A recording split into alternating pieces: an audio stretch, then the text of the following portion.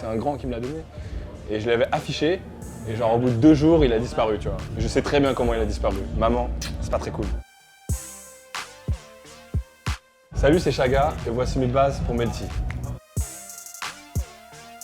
Alors, le premier album que j'ai acheté, ça devait être un album de Nirvana parce que j'avais demandé à mon père de l'acheter. Il est revenu avec un album de James Blunt parce qu'il n'y avait pas d'album de Nirvana. Donc au début, j'avais grave le seum et finalement j'ai écouté et j'avoue, j'ai kiffé. Voilà, c'est dit. Je pense que c'est Smells Like Teen Spirit de Nirvana.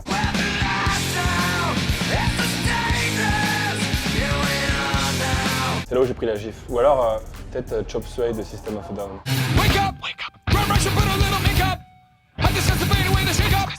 Et c'est technique et à la fois j'avais pris une petite claque quoi. C'était Bébé Brune au Zénith. Je devais avoir 13 ans je crois. Avec mon frère on kiffait et tout. On était allés en famille je crois. C'était marrant. Alors là c'est toute une histoire. Déjà j'avais tous les joueurs de l'équipe de Lyon. Grégory Coupet, Malouda, Mamadou Diarra, Juninho, je les avais tous. Et ensuite j'avais un poster des Foo Fighters. Franchement j'avais dû acheter un magazine de rock, genre Rock Mag, je sais pas quoi. Et les Foo Fighters, j'ai dit ok ça passe, même si j'étais pas fan, je l'avais mis. Et après j'avais imprimé des vieilles photos de Nirvana. Et j'avais un énorme drap. En fait il y avait un emo, un mec dans mon lycée. J'étais un peu fan de lui. Il avait 1 an de plus que moi et il m'avait filé un énorme poster, un drap de System of a Down. Je l'avais ramené chez moi. Ma mère avait vu ça, elle m'a fait mais c'est mort. Je fais non, tu peux pas me faire ça et tout, c'est symbolique, c'est un grand qui me l'a donné. Et je l'avais affiché, et genre au bout de 2 jours, il a disparu, tu vois. Je sais très bien comment il a disparu. Maman, c'est pas très cool. J'ai pas souvenir d'avoir des crushs hyper précis dans des films, j'ai plus crushé dans la vraie vie, genre sur des filles de ma classe ou quoi, mais si je devais en citer quand même, j'avoue forcément Emma Watson, parce que j'ai regardé Harry Potter comme tout le monde, Nathalie Portman aussi évidemment, et bizarrement, un peu j'aime les MILF, genre quand j'étais en 3ème, je kiffais Nicole Kidman. Ah, j'aimais bien Katy Perry aussi. Et ah si, ça y est, tout revient. Lady Gaga aussi. Ah non mais tu sais, quand j'ai dit, ah Fergie, ok, Fergie c'était ma préf. Je me souviens, le seul titre de rap que je saignais, et du coup je le saignais, c'était Bouche de là, de MC Solar. Elle me dit Claude MC, est-ce que tu peux descendre?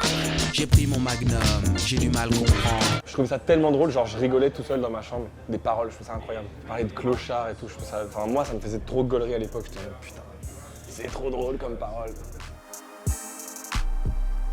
Ma manie, c'est genre, avant de dormir, je mets mon réveil et vraiment, mais je vais vérifier 10 fois que je l'ai bien mis, même si j'ai pas grand chose à faire, tu vois. Mais du coup, je le mets, j'enlève le mode truc, je remets, ensuite je vais vérifier et tout, ça me stresse, je sais pas pourquoi. Alors et le pire, c'est que je me réveille toujours, mais systématiquement, 5 minutes avant mon réveil.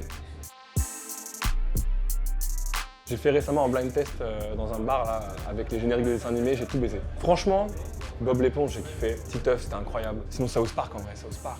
Et les Simpsons aussi, tous les trucs comme ça. Même quand j'étais petit, je comprenais pas tout.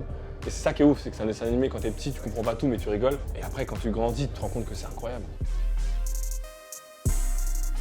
Ça pourrait être rien à fêter, je pense. Alors on fait la fête, même s'il y a rien à fêter. Je l'ai bien travaillé. Après, il représente une partie de moi assez travailleuse et sérieuse. Parce que j'ai fait vraiment diversion de ce morceau. J'ai écrit et réécrit, et même la musique, on était parti sur un guitare-voix. Après un moment au studio, j'ai tâté un peu, j'ai tâté des rythmes un peu plus rock et je me suis dit que ça passait mieux. Donc ça, elle me représente bien.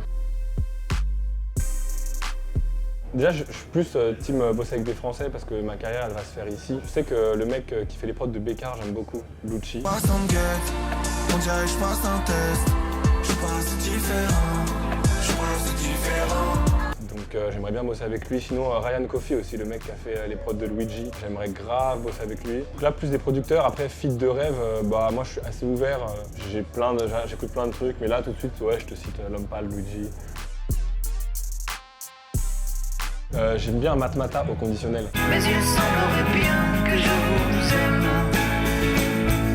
Quand j'étais petit et que je l'écoutais, je me souviens que mon père il m'avait ficha à l'anniversaire de mon petit frère, il l'avait mise sur l'enceinte en disant oh, regardez, c'est sa chanson préférée, c'est une chanson d'amour. Moi j'étais là, j'étais devenu rouge et tout, je l'ai embrouillé, je me dis arrête et tout. Non, moi j'écoute du rock et tout. Ah, sinon Tout le bonheur du monde de Sinsemilia aussi. Ouais, je kiffe toujours l'écouter en vrai. Mais je sais que c'est pas, voilà, tu vas pas mettre ça après un gazo en soirée, tu vois, c'est sûr.